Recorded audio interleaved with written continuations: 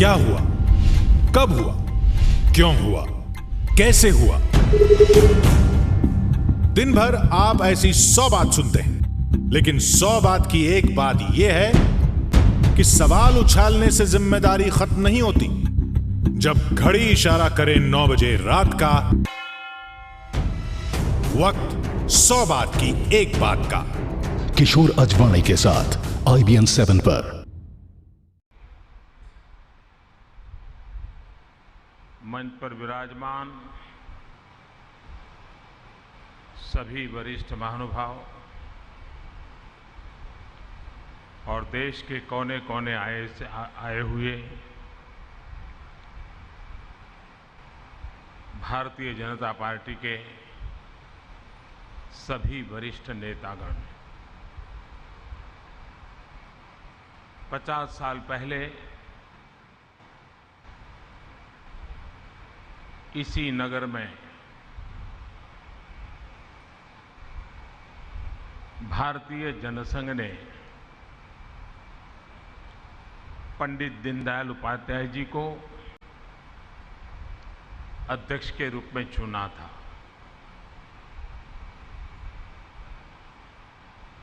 पचास साल बाद 2016 में हम इसी नगर में पंडित दीनदयाल उपाध्याय की जन्म शताब्दी का प्रारंभिक कार्यक्रम के लिए उपस्थित हुए।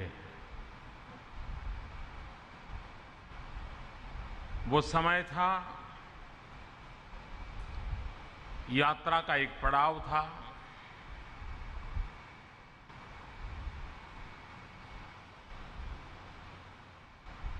तब हम भारतीय जनसंघ के रूप में थे और ये नगर कालीकट के रूप में जाना जाता था।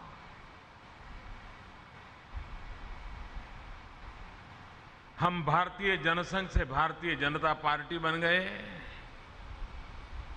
कालीकट कोझिकोड बन गया।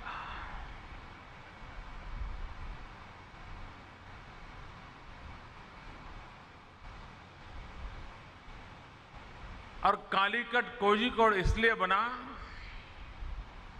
कि वो अपने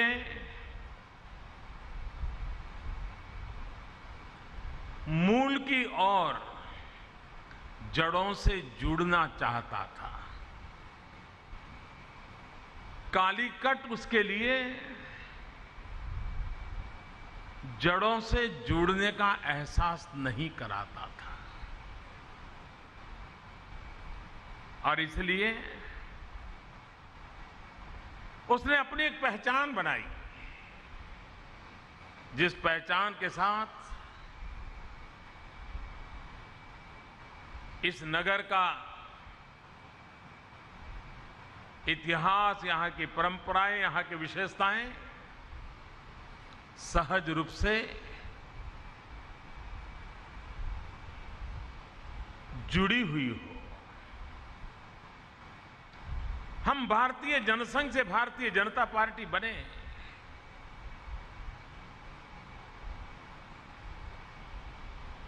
लेकिन हम भी आज उसी जगह पे आए ताकि पंडित दीनदयाल उपाध्याय जी ने हमें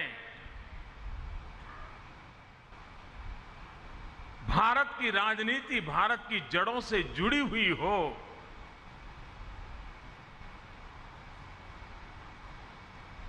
ये जो हमें मंत्र दिया था, उस मंत्र को फिर से एक बार चेतना देना,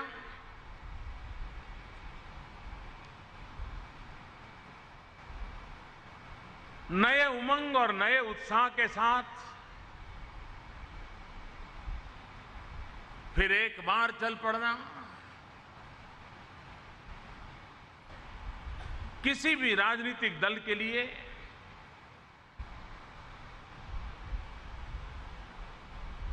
सत्ता के सिंहासन पर पहुंचना एक प्रकार से यात्रा का अंत ही होता है। उसे लगता था जिस काम के लिए निकले थे पहुंच गए। इस देश के एक प्रधानमंत्री को एक बार पूछा गया था कि आप कितना समय प्रधानमंत्री पद पर रहोगे, क्योंकि बड़े अस्थिरता के माहौल में वो प्रधानमंत्री बने थे। तो उन्होंने जवाब दिया था उस पत्रकार के सामने देख करके कि भाई, जो एवरेस्ट पर जाता है वो वहां घर बसाने के लिए जाता है क्या? वहां रहने के लिए जाता है क्या? एक बार पहुंच गया, इतिहास लिख लेगा कि हम एवरेस्ट पर पहुंच गए। बोले मैं एक बार प्रधानमंत्री बन गया, आगे रहूं या डर रहूं। हम वो यात्रा के यात्री नहीं है।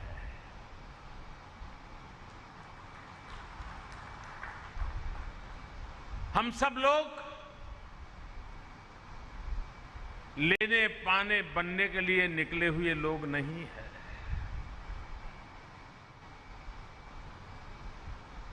अगर लेना पाना बनना होता तो अपनी राजनीतिक यात्रा में हम भी कई सारे समझौते कर लेते। 50-50 साल तक विपक्ष में भूमिका निभाने के बजाय खुद के लिए जगह बनाने की कोशिश करते। लेकिन इस दल का मूल चरित्र रहा, इस दल के कार्यकर्ताओं का मूल चरित्र रहा कि जिन आदर्शों को लेकर के चल पड़े थे, उन आदर्शों की पूर्ति के लिए चरैवेति चरैवेति चरैवेति का मंत्र लेकर के जन सामान्य के कल्याण के लिए अपने आप को खपा देंगे।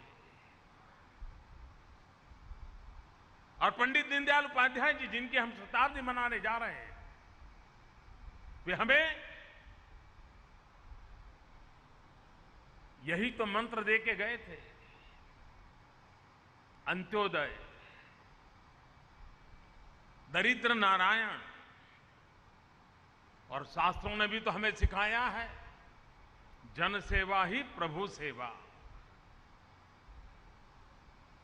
125 करोड़ का देश हो, 800 मिलियन,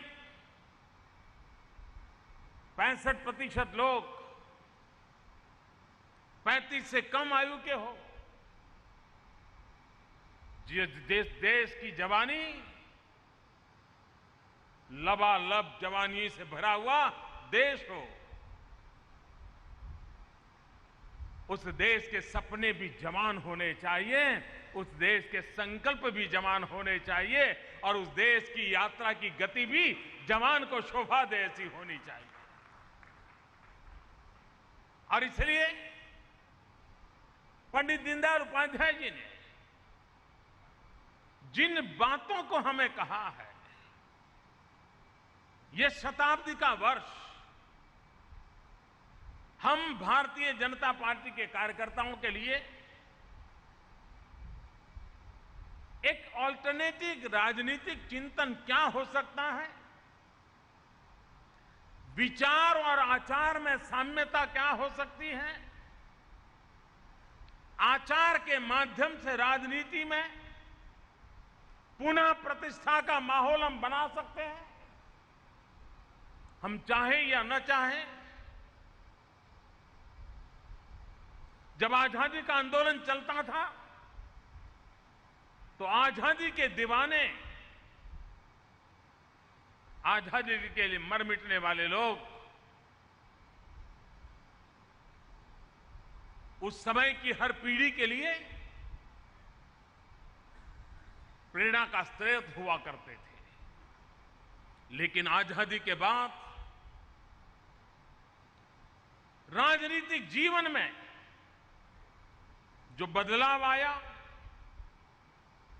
राजनीतिक जीवन में जो गिरावट आई,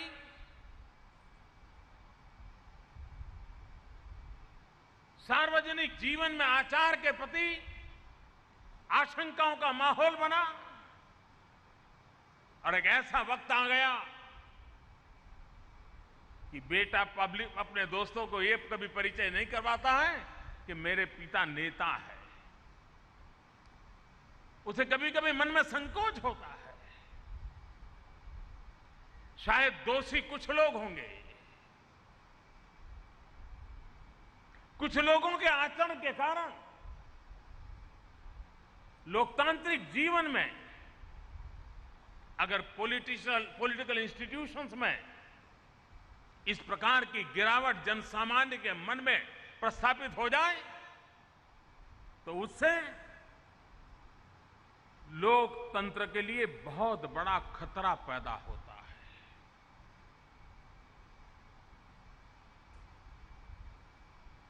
लोकतंत्र में राजनीतिक दलों का होना बड़ा स्वाभाविक है,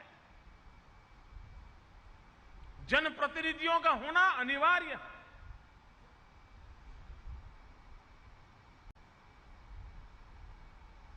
भारतीय जनता पार्टी के नाते पंडित दीनदयाल उपाध्याय की जन्म शताब्दी हम मना रहे हैं, तब हम आचार और विचार के माध्यम से देश के सामान्य नागरिक के मन में फिर से एक बार इस इंस्टीट्यूशन की प्रतिष्ठा पुनः प्रस्थापित कर सकते हैं क्या? राजनेताओं की तरफ लोगों का देखने का दृष्टिकोण हम बदल सकते हैं क्या? हमारे लिए नहीं, अपने लिए नहीं, दल के लिए नहीं, देश के लोकतंत्र के लिए आवश्यक हुआ है कि हम सच्चे अर्थ में एक ऑल्टरनेट क्या होता है। सब कुछ डूब चुका है,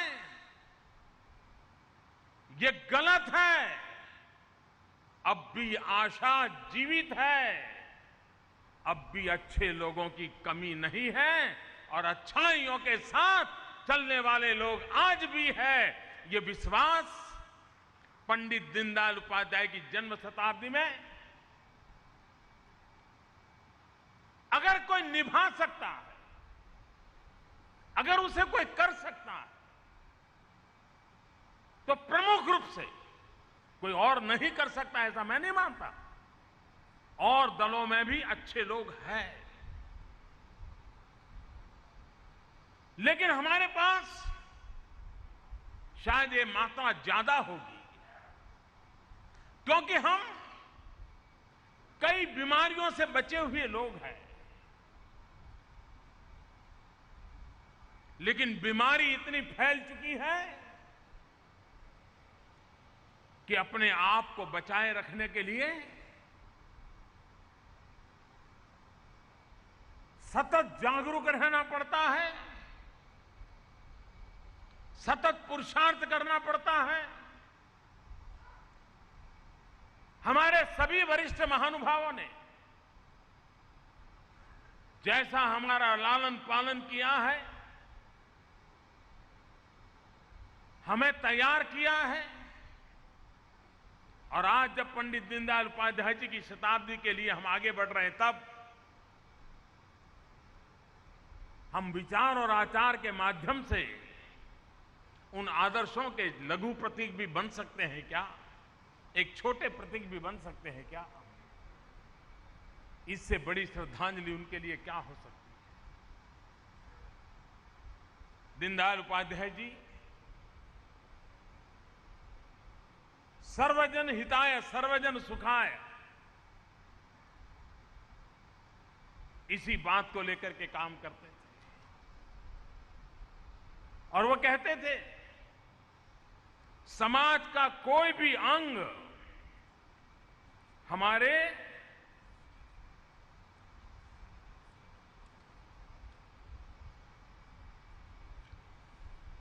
लिए अछूत नहीं होना चाहिए। समाज के सभी लोगों के प्रति, सभी वर्गों के प्रति, सभी पंथों के प्रति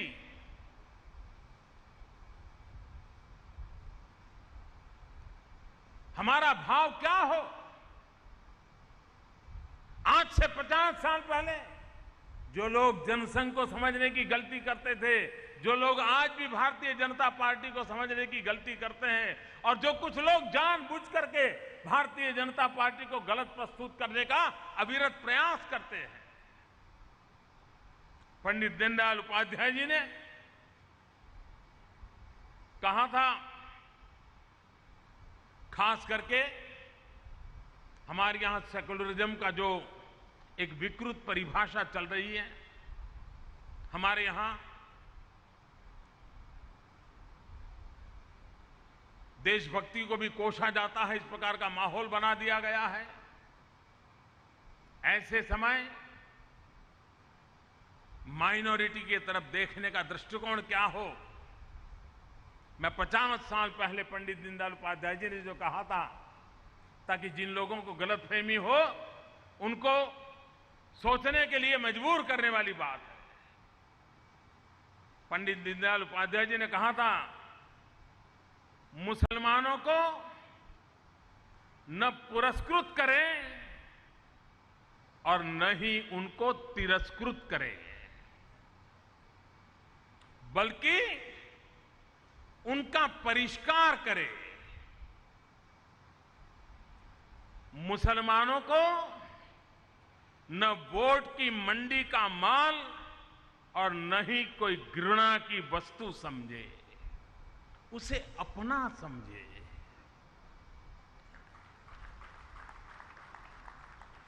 पचास साल पहले दीनदयाल उपाध्याय जी ने हमारे सामने विषय रखा, दलित, पीड़ित, शोषित, वंचित, गांव, गरीब, किसान, ये हमारे राजनीतिक नारे नहीं हैं, ये हमारा कमिटमेंट है। सबका साथ, सबका विकास, ये विचार जब हम प्रस्तुत करते हैं, तब समाज का आखिरी छोर का व्यक्ति, यही हमारी आराधना का केंद्र होना चाहिए। और यही तो अंत्योदय की सीधी सादी सरल परिभाषा है। और पंडित जी ने कहा था, समाज की अंतिम सीढ़ी पर जो बैठा हुआ है, दलित हो, पीड़ित हो, शोषित हो, वंचित हो, गांव हो, गरीब हो, किसान हो, सबसे पहले उसका उदय होना चाहिए। राष्ट्र को सशक्त और स्वावलंबी बनाने के लिए समाज को अंतिम सीढ़ी पर ये जो लोग हैं, उनका सामाजिक आर्थिक विकास करना होगा। इस मूल वैचारिक पिंड से पले हुए हम लोग हैं, और इसलिए दल के रूप में भी, और जहां जहां हमें सत्ता के माध्यम से सेवा करने का मौका मिला है, वहां भी इसी भाव को केंद्र में रखते हुए आगे बढ़ने का हम प्रयास करते रहे हैं। अब और पूरी ताकत लगा के और जोर लगा करके दीनदयाल उपाध्याय की जन्म शताब्दी में ऐसा काम करके दिखाएं, ताकि पंडित जी को एक सच्ची श्रद्धांजलि देने का समाधान हम लोगों के दिल में हो, हमारे मन में वो भाव जगे। और दीनदयाल जी साफ बोलने वाले थे, मुनद्दी थे, लेकिन बेचारी स्पष्टता इतनी रहती थी। आज कभी कभी कुछ बातें हमारे कानों पे सुनाई देती है, कभी कभी हर बात को अलग तरीके से देखने का एक तौर तरीका दिखाई देता है। उस समय जब वो दलित, पीड़ित, शोषित, वंचित, गांव, गरीब, किसान, इनके कल्याण की बात करते थे, तब समाज के अग्रवर्ग को भी बेझिझक वो कहते थे। उन्होंने कहा था, अगर सभी को बराबरी में लाना है तो, अगर सभी को बराबरी में लाना है तो ऊपर के लोगों को झुक करके अपने हाथ वंचित लोगों तक बढ़ाने हो चाहिए, तब जाकर के उसको हम ऊपर उठा सकते हैं।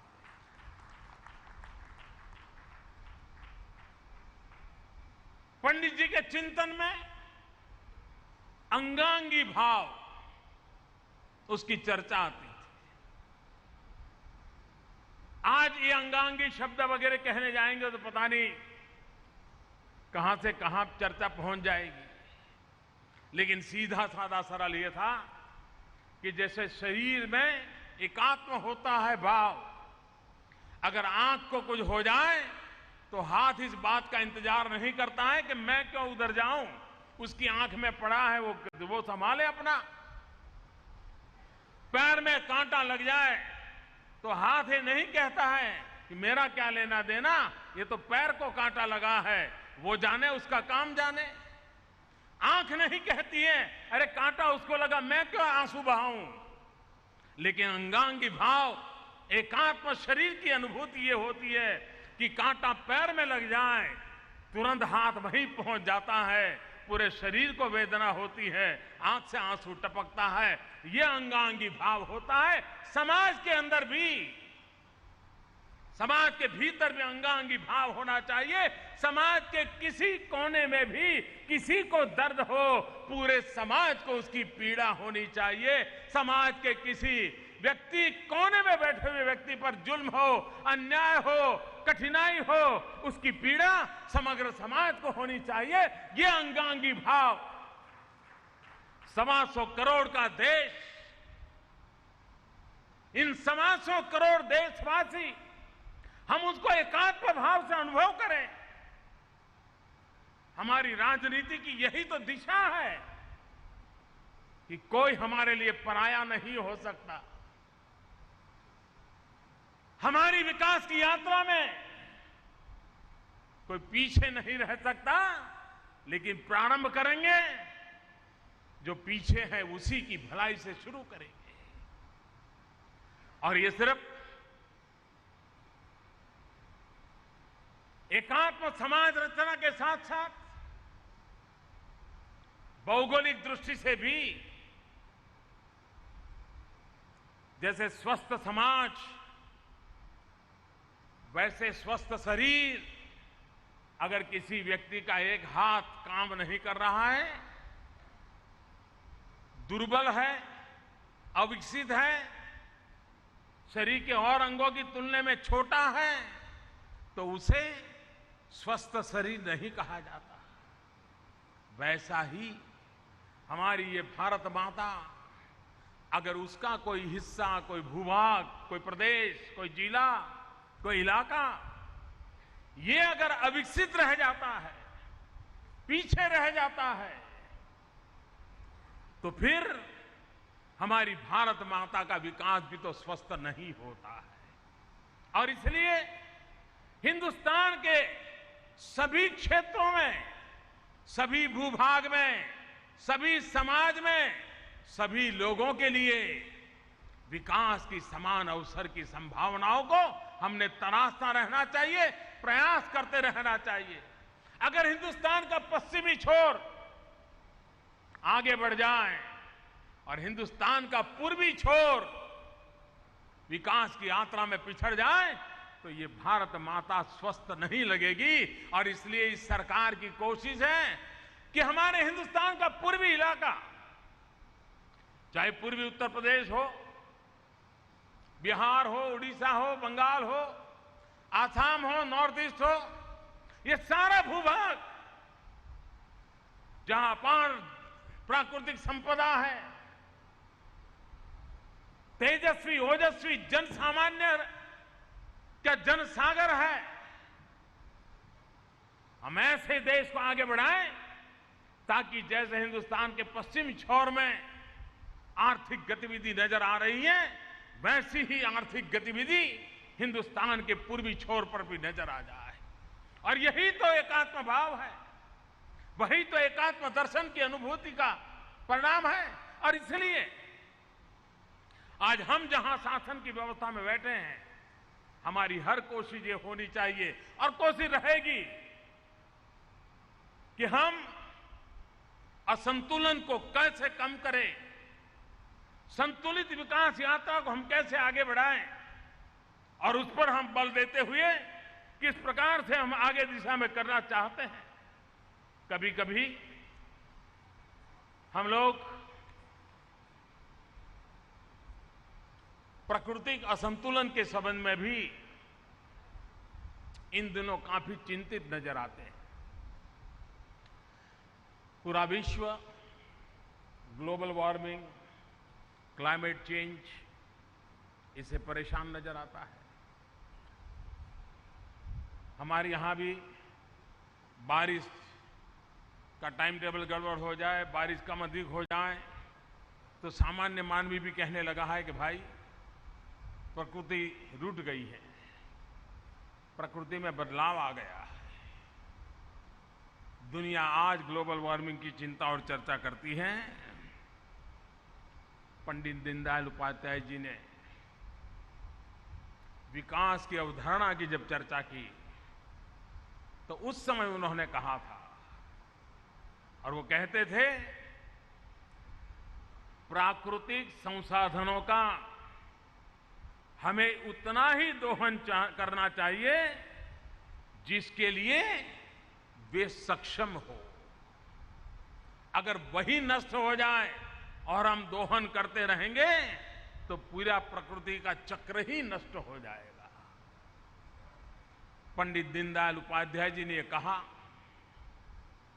उसके बाद वर्षों बीत गए, बड़ी देर से दुनिया को ध्यान आया कि अनाप शनाप स्वसुख के लिए हम समष्टि का विनाश कर रहे हैं, ये हमारे ही विनाश का कारण बनने वाला है। आज पूरी दुनिया एक बात की मशक्कत कर रही है कि 2 डिग्री टेम्परेचर बढ़ने से कैसे रोका जाए। जो है उसको कम करने वाली बात अभी नहीं है, अभी तो जो बढ़ने वाला है उसमें 2 डिग्री कम बढ़े टेम्परेचर। इसके लिए COP21 हुआ पेरिस में। एक लंबे समय तक ये छवि थी कि भारत तो इसमें अड़ंगे डालता है, भारत इन चीजों में रुकावट डालता है। पहली बार दुनिया ने देखा कि पेरिस में दुनिया के देश जब मिले थे और पर्यावरण की चर्चा कर रहे थे, COP21 के अंदर जो निर्णय होना था, सारे विश्व ने कहा कि भारत ने बहुत ही अग्रिम और सकारात्मक भूमिका निभाई और दुनिया को ग्लोबल वार्मिंग से बचाने में भारत अग्रदूत बना है। यही तो पंडित दीनदयाल उपाध्याय जी के विचार थे, जिसको साकार करने का प्रयास COP21 हो, अंतर्राष्ट्रीय समूह मिलाओ और भारत की पुरानी छवि अलग हो, तब भी जाकर के हिम्मत के साथ COP21 के अंदर भारत नेतृत्व की भूमिका अदा करे। और हम जानते हैं अगर 2 डिग्री टेम्परेचर बढ़ने की संभावना बढ़ गई तो दुनिया के कई देश, वैज्ञानिकों का कहना है कि समुद्री तट के देश, उनके लिए बहुत बड़ा जीवन मरण का संकट पैदा हो जाएगा। तब तो हमारा केरल भी अछूता नहीं रह सकता, हमारे समुद्र तट के शहर अछूते नहीं रह सकते। तब हम सबकी जिम्मेवारी बनती है कि अभी से उस संकट को बचाया जाए। और आज 25 सितंबर पंडित दीनदयाल उपाध्याय की जन्मशती का अवसर है। उस समय मैं बड़े गर्व के साथ कहना चाहता हूं कि पंडित जी ने हमें जो मार्ग दिखाया, पर्यावरण की रक्षा के प्रति जागरूक किया, प्राकृतिक संसाधनों का अमर्याद उपयोग से हमें चेताया। अब जब COP21 में दुनिया के सभी देशों ने जो निर्णय किए, उसके अंदर एक काम बाकी है, उसका रेटिफिकेशन होना है। भारत ने भी वो रेटिफिकेशन करना है। भारत ने, हमने उसके लिए जो आवश्यक है कि हम 2030 तक क्या करेंगे, कैसा करेंगे, इसके सारी बातें हमने पेरिस में बताई थी। लेकिन अब वक्त आया है रेटिफिकेशन का, और जब दुनिया के 55 देश उसको रेटिफाई करेंगे तब जाकर के ये लागू होने वाला है। आज मैं 25 सितंबर पंडित दीनदयाल उपाध्याय की जन्मशती पर पूरे विश्व के सामने घोषणा करना चाहता हूं कि 2 अक्टूबर, एक सप्ताह के बाद, महात्मा गांधी की जन्म जयंती पर भारत COP21 के जो निर्णय किए गए हैं, जिसमें भारत ने अपनी जो जिम्मेवारी उठाने का फैसला किया है, उसको हम 2 अक्टूबर को रेटिफाई करेंगे। क्योंकि महात्मा गांधी का जीवन मिनिमम कार्बन फुटप्रिंट वाला जीवन था। उससे बड़ा दुनिया के लिए प्रकृति के साथ संवाद होने वाला जीवन क्या हो सकता है? शायद महात्मा गांधी से बढ़कर के कोई उदाहरण नहीं हो सकता है। और इसलिए 2 अक्टूबर को भारत सरकार, भारत के 125 करोड़ देशवासी COP21 में जो निर्णय हुए हैं, उन निर्णयों को लागू करने की दिशा में रेटिफिकेशन का अपना काम हम 2 अक्टूबर को कर लेंगे। लेकिन आज एक ऐसा अवसर है कि मुझे इसकी घोषणा आज यहां करना उचित लगता है। पंडित दीनदयाल उपाध्याय जी की जन्मशती सरकारी स्तर पर भी मनाई जाएगी। भारत सरकार भी पंडित दीनदयाल उपाध्याय की जन्मशती मनाने के लिए कमेटी बनाई है। सरकार की तरफ से अनेक योजनाएं आने वाले दिनों में बनेगी। आपके मन में भी कुछ सुझाव हो तो आप भी जरूर हमें पहुंचाइए। लेकिन जैसा पंडित जी का चिंतन था, उस चिंतन के आधार पर गरीब कल्याण, उसी को हम केंद्र में रख करके गरीब कल्याण के जो काम है, उन कामों को गति कैसे मिले, उन कामों का व्याप कैसे बढ़े, और देश का गरीब गरीबी के खिलाफ लड़ने के लिए एम्पावर कैसे हो, उसके अंदर वो शक्ति पैदा हो ताकि वो गरीबी को परास्त करने के लिए हमारे इस जंग का सबसे बड़ा साथी बन सके। और इसलिए, और जब सरकार बनी थी, जब एनडीए ने मुझे प्रधानमंत्री के रूप में, अपने नेता के रूप में चुना था, उस दिन भी मैंने सेंट्रल हॉल में कहा था कि हमारी ये सरकार गरीबों को समर्पित है। और जितनी योजनाएं बनी, कई योजनाओं का वर्णन यहां हुआ है, मैं योजनाओं का वर्णन करने नहीं जाता। उन सभी योजना के केंद्र बिंदु में वो लोग हैं जो कभी पहले सरकार की विकास की योजनाओं के केंद्र बिंदु नहीं थे। और इसलिए देश के सामान्य मानवी को एम्पावर करना, उस बात को केंद्र में रखते हुए कार्य की दिशा को आगे बढ़ने का प्रयास किया है। पंडित दीनदयाल उपाध्याय जी की जन्मशती में स्वाभाविक रूप से हमें एक नई ताकत मिलेगी। पिछली कार्य समिति में पंडित दीनदयाल उपाध्याय जी की जन्मशती के निमित्त मैंने कार्यकर्ताओं के सामने एक प्रस्ताव रखा था पंडित जी का मंत्र था चरैवेति चरैवेति चरैवेति। आज हम सब जहां खड़े हैं, जहां पहुंचे हैं, उसके मूल में उन हजारों कार्यकर्ताओं की श्रेणी भी है जिन्होंने अपना घर-बार छोड़ करके पूर्ण समय संगठन के लिए समर्पित किए। अनेक पीढ़ियां उसमें खप गई। कैडर बेस पार्टी बनाने में उसकी अहम भूमिका रही है। जनसंघ सिर्फ कैडर बेस पार्टी थी, Bharatiya Janata party cadre base मास पार्टी है। और जब हम कैडर बेस मास पार्टी है तब हम मास पार्टी तो बनते चले और कैडर सिकुड़ दी जाए, ये नहीं चल सकता। दोनों का बैलेंस बना रहना चाहिए। और क्या हम पंडित दीनदयाल उपाध्याय जी की जन्मशती को पार्टी की कैडर के लिए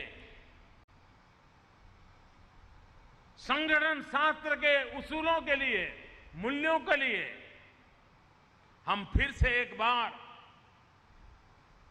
11 करोड़ मेंबर वाली पार्टी, इन 11 करोड़ मेंबर को कैडर में कन्वर्ट करना एक बहुत बड़ा जिम्मेवारी भरा काम है। और अगर ये हमने कर लिया तो हिंदुस्तान की राजनीति की मुख्य धारा, हम कहां भी हो, हिंदुस्तान की राजनीति की मुख्य धारा कोई बदल नहीं सकता। इतनी ताकत हम लोग खड़ी कर सकते हैं। और वो मुख्य धारा जो हिंदुस्तान की जड़ों से जुड़ी हुई हो, भारत की महान उज्जवल परंपराओं के रसकस से पनपती हो, ऐसी राजनीति की मुख्य धारा हम प्रस्तावित कर सकते हैं। और इसलिए मैंने आग्रह किया था इस एक वर्ष के लिए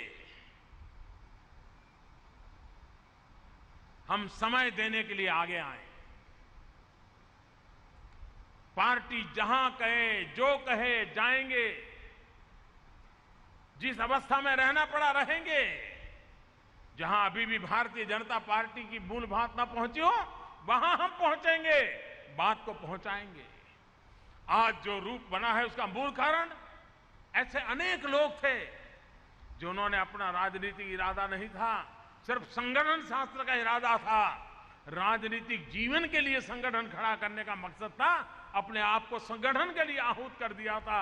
आने वाले समय में ऐसे कितने संगठन के कार्यकर्ता हम निकाल सकते हैं, विस्तार के लिए हम कितने लोगों को निकाल सकते हैं। कोई 6 महीने के लिए जाए, कोई साल के लिए जाए, कोई 2.5 साल के लिए निकले, लेकिन हमें एक बहुत बड़ी नई परंपरा, और यह भी पंडित दीनदयाल जी की प्रेरणा से होना चाहिए।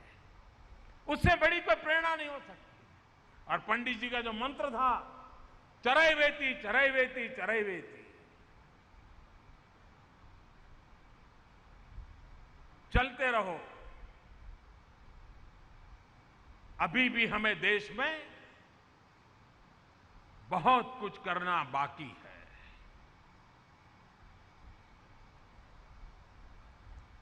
और करने का इरादा साफ है, संकल्प दृढ़ है, और पुरुषार्थ की पराकाष्ठा करने की ठान के रखी है। और इसलिए भाइयों बहनों, भारतीय जनसंघ दीपक के प्रकाश से चला था, भारतीय जनता पार्टी सूरज की सब किरणों को अपने में समाहित करने वाले कमल के भरोसे चल पड़ा है। एक दीपक की ताकत और सूरज के सब किरणों को अपने में समाहित करने वाले उस कमल की ताकत को भांप करके हमने आगे बढ़ने का निर्णय करना है।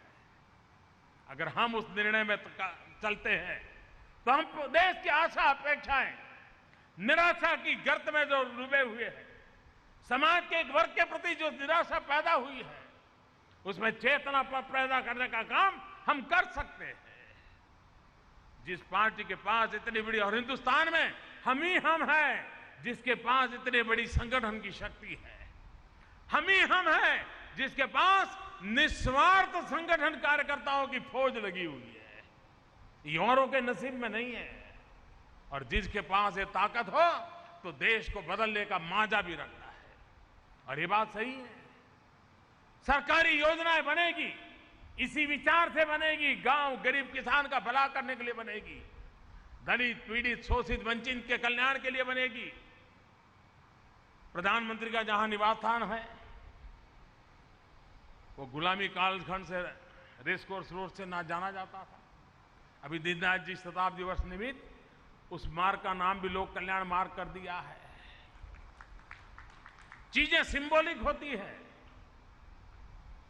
लेकिन वे लंबे अरसे तक प्रेरणा का कारण भी बनती है। और ये बात सही है कि हमारा एक ही मकसद है, सबका साथ सबका विकास। और ये बात भली भांति हम जानते हैं कि देश की समस्याओं का समाधान मात्र ही मात्र विकास में है।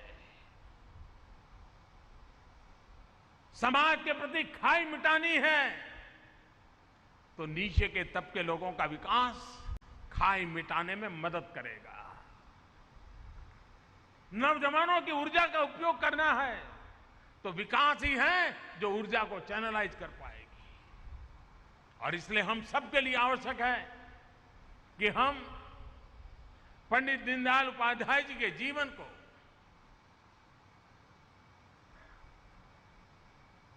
उनके आदर्शों को,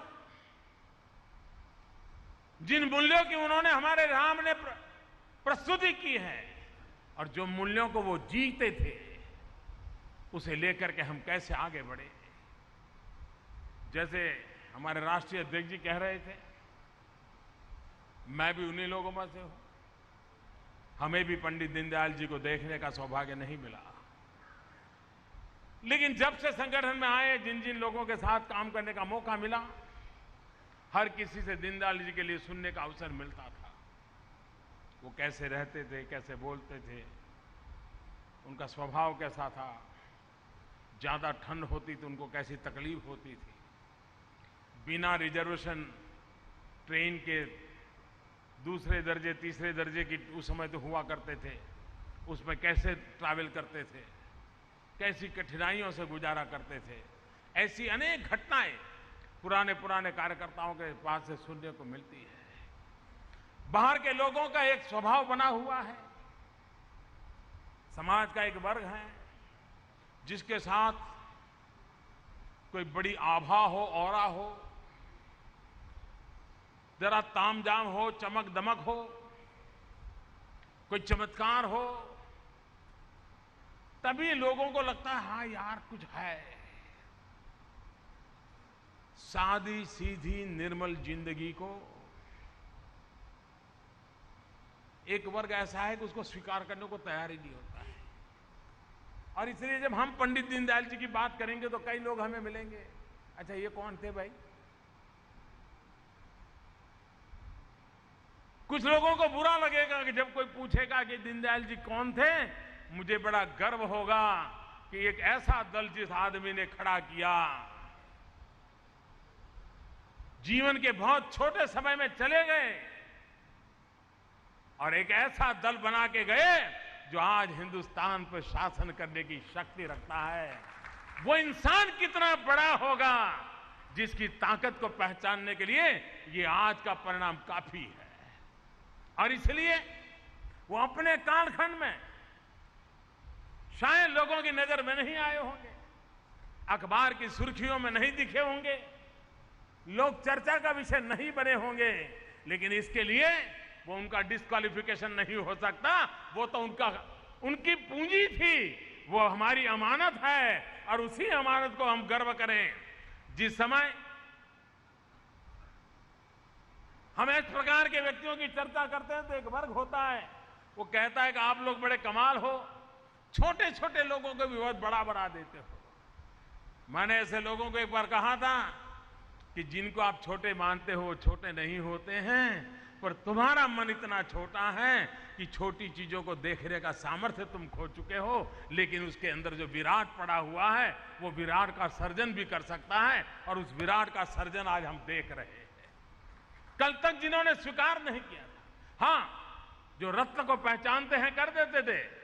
आपने फिल्म में देखा, श्यामा प्रसाद मुखर्जी ने कहा था कि मेरे पास अगर 2 दीनदयाल हो, 2, तो मैं हिंदुस्तान की राजनीति की सूरत बदल सकता हूं। कैसा अजोड़ व्यक्तित्व होगा जिसका हम अंदाज लगा सकते हैं। आर्थिक नीतियों पर उनका गहन चिंतन था। उस समय, आज से 50 साल पहले उन्होंने कहा था कि आर्थिक दिशा में सोचा जा रहा है, आर्थिक योजनाएं बन रही हैं, नीतियां घोषित हो रही हैं, लेकिन दुर्भाग्य है कि ताम जाम वाली दिखने वाली अर्थव्यवस्थाओं में कहीं हिंदुस्तान नजर नहीं आता है। भारत की जड़ों से जुड़ा हुआ नहीं है, ये अर्थरचना काम नहीं करेगी, उन्होंने कहा था। लेकिन उन्होंने कहने के 25 साल बाद इस देश के राजकर्ताओं को अपने आर्थिक चिंतन को बदलना पड़ा। 92 में उनको पीछे जाना पड़ा। ये सारा देश इसका गवाह है। ये बात पंडित जी ने 50 साल पहले कही थी, और इसलिए वक्त के तकाजे पर हमारा आचार और विचार खरा उतर रहा है। पंडित दीनदयाल उपाध्याय की जन्मशती मना रहे हैं, तब एक क्षेत्र है जिसकी व्यापक चर्चा करने का समय आ गया है। हमारे देश में चुनाव प्रक्रिया में सुधार,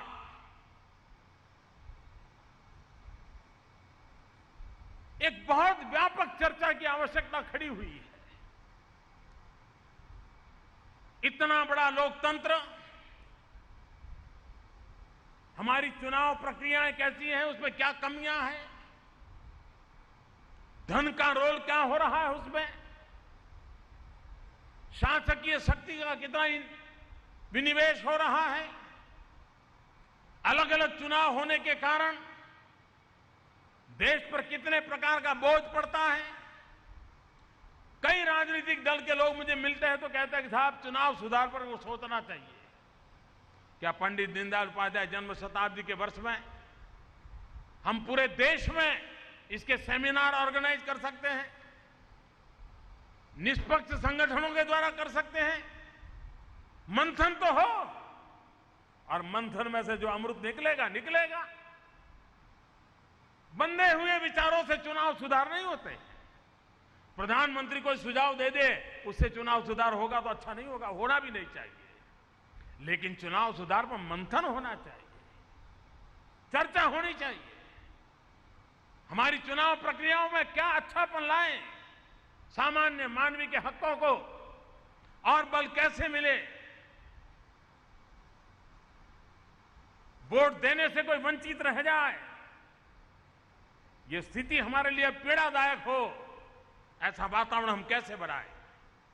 लोकतंत्र की जड़ों को मजबूत बनाने के लिए समय की मांग है कि हमारे चुनाव सुधारों में कई नई चीजें जोड़ने जैसी है, कालबाह्य चीजों को निकालने जैसी है।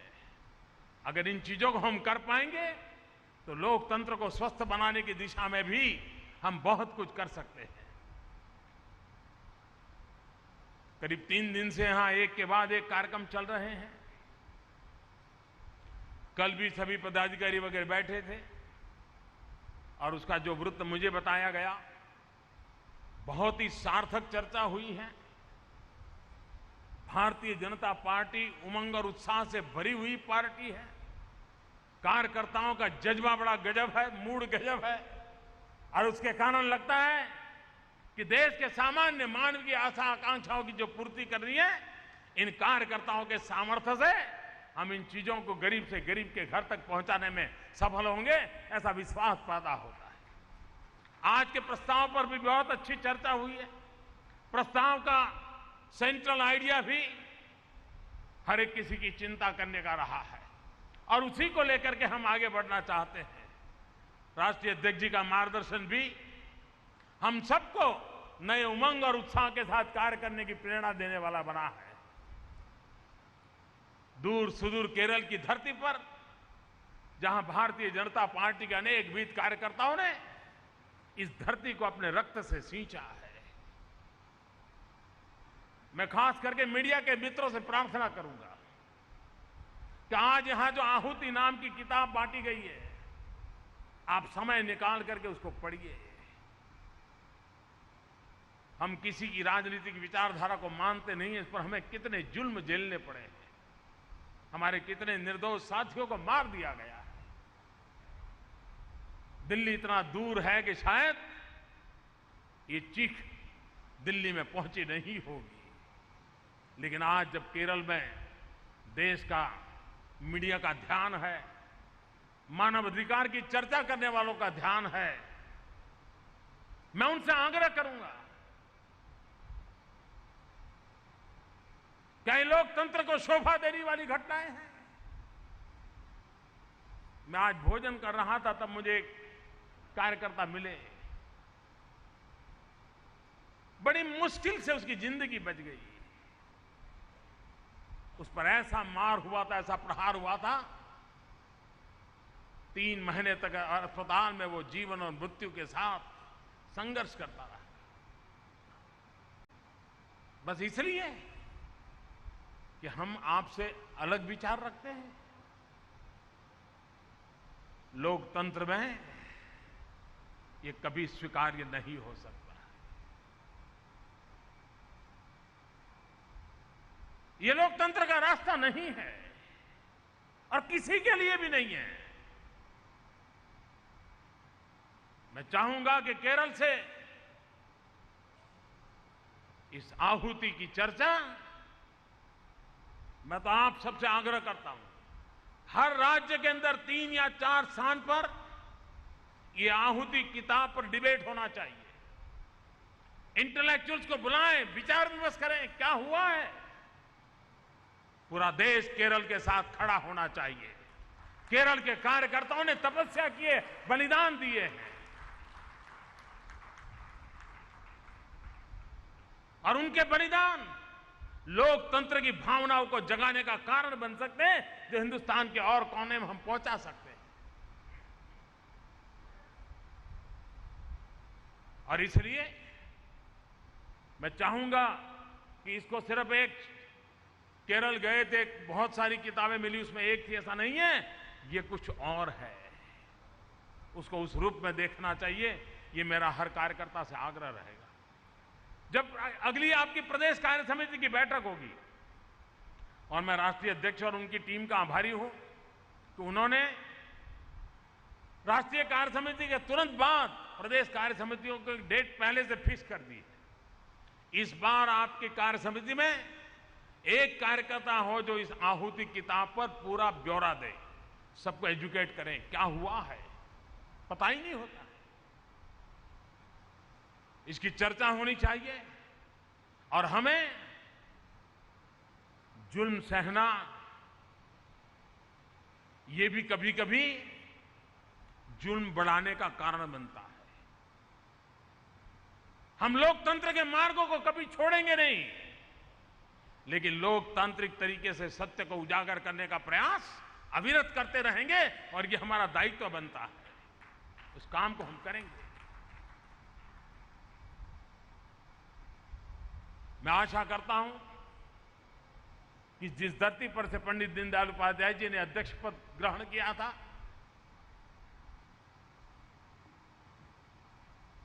उनकी आत्मा ने हमेशा हमेशा प्रेरणा दी है, उनके जीवन ने हमें ताकत दी है, उनके विचारों ने हमें संबल दिया है। ये शताब्दी वर्ष हमारे लिए नई ऊर्जा, नई चेतना, नई शक्ति का कारण बने, इसी एक अपेक्षा के साथ पंडित दीनदयाल उपाध्याय जी के श्री चरणों में उस महान पवित्र आत्मा को आदरपूर्वक श्रद्धांजलि देते हुए देश के कोटि कोटि जनों की आशा आकांक्षाएं पूर्ण करने के लिए हम सब पर निरंतर आशीर्वाद बने रहे, ताकि हम गरीब का कल्याण कर पाएं, दलित, पीड़ित, शोषित, वंचित का कल्याण कर पाएं, गांव गरीब किसान का कल्याण कर पाएं, पहले से अच्छा कर पाएं, अच्छे से भी और अच्छा करने का प्रयास करते रहें। इसी एक भावना के साथ आप सबका बहुत बहुत धन्यवाद।